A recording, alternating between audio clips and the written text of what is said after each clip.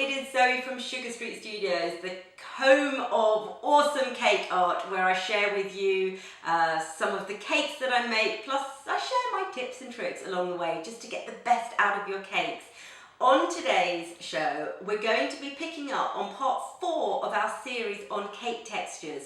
We've already covered grass effects, wood effects, stone effects. If you haven't seen those tutorials, what are you waiting for? Check those out wherever I put my little thing. But in today's program, I'm going to show you 3 techniques for creating fur. If you're new here, consider subscribing. It's pretty fun, you know. I share a lot of different artistic techniques which we can throw onto cakes, and we have a lot of fun with cake design. So hit that subscribe button. We'd love to have you.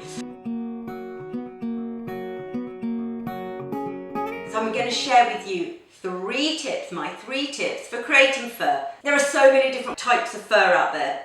Curly fur, long fur, short fur, knotted fur, pattern fur, there's so much. But I've just taken 3 for today's tutorial. We are going to look at long fur. This is great for sculpted dog cakes, teddy bear cakes. It's a good generic, all-round, all-purpose kind of fur. The second that I'm going to show you is a short fur. This is the kind of fur that you'd probably see on a cat or a fox, much, much finer. I'm not going to lie, it's a little time consuming, but when you get it right, oh, it looks awesome. And the third technique I'm going to show you, with no stencils and no airbrush, just you and a brush and a few colours, is a patterned fur, and we're going to go with, you guessed it, the daddy leopard print. Everyone needs to know how to knock out a good leopard print, so I'm going to share my tips for doing that. So let's get on with it, shall we?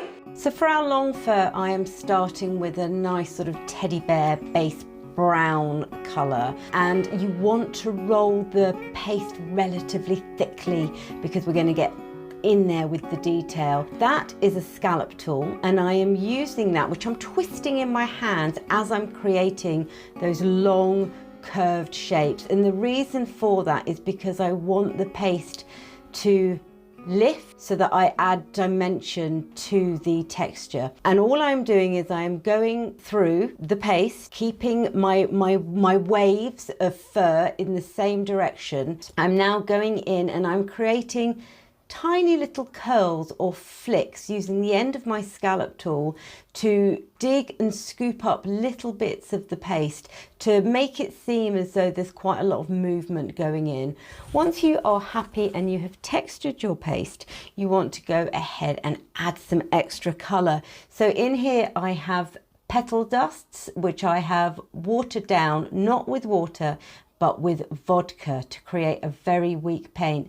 I've used 2 tones of brown, and I'm starting with the lighter brown. You can see that it's quite a watery mix, and I'm doing that intentionally so that the colours run and bleed into each other and create a more natural effect.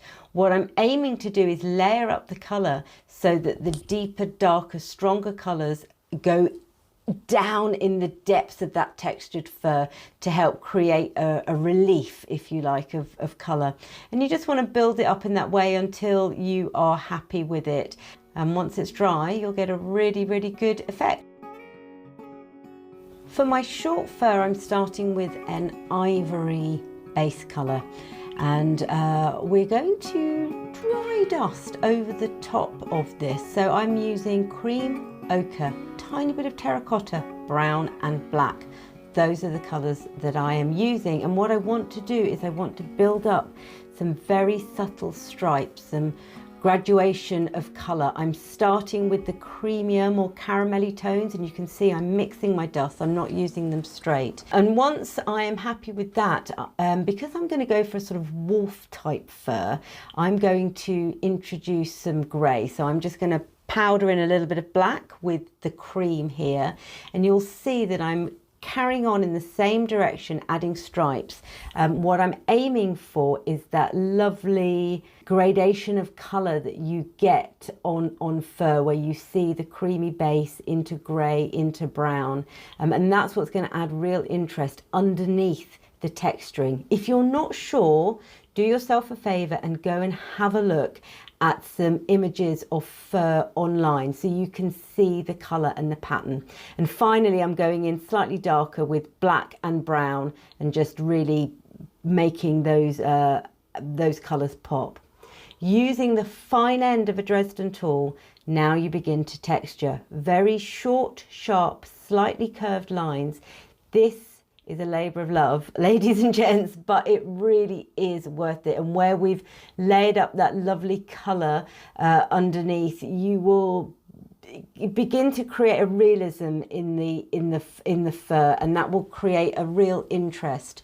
What you do want to do is, depending on the type of cake that you're making, is to part the fur. So if you can see where we've got that central grey line on the right hand side, all of my fur is slightly moving to the right, and on the left hand side all of my fur strokes are slightly moving to the left. And once you have done that, then just go back in and tweak with the end of the Dresden just to pull up some of those little fur tips. And it's a really effective use of the Dresden, I think, this one.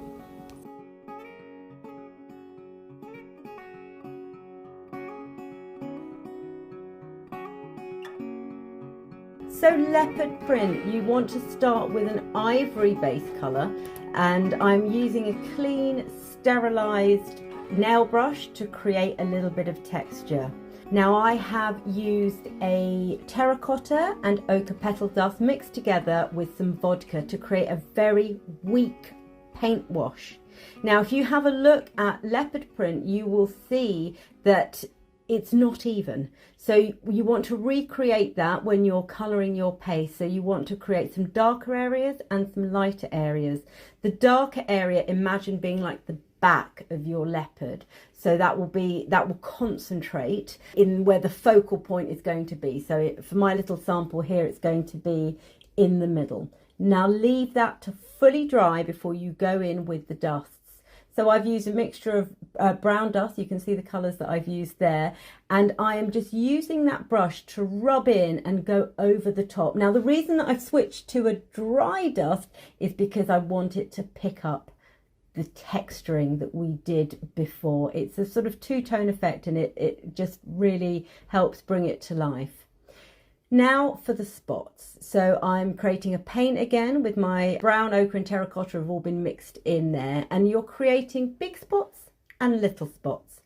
Big spots as a general rule of thumb on the lighter areas of the fur, and smaller spots in the darker areas of the fur, okay? Because if you look at their patternation, it does change. So you want to recreate that. Once your spots are in place, you want to create those sort of telltale markings. Swap to a finer brush. I have a black and brown paint mixed up, not too watery, I want it quite thick. And what I'm doing is round the bigger areas, I'm creating almost like a sort of little cupped C shape in thirds around the bigger areas. But you will see that it's not possible to do that around the smaller circles. So you might just have one or two little C shapes around those. In between, you want to add some little spots with that darker colour, concentrating them more towards the middle. So you can see how we've gone from bigger, grading down towards the middle, and then just infilling. Don't go crazy because you don't want to sort of ruin the effect, but just infill where you need to. But you can see how effective it is. So that was it, guys. 3 ways of creating fur for your cakes. I really hope you enjoyed that, you got something out of it. If you have any questions, just hit me below, and don't forget to subscribe. As I say, I would love to have you on board. And so enjoy the furriness. We hope to see you soon. Bye.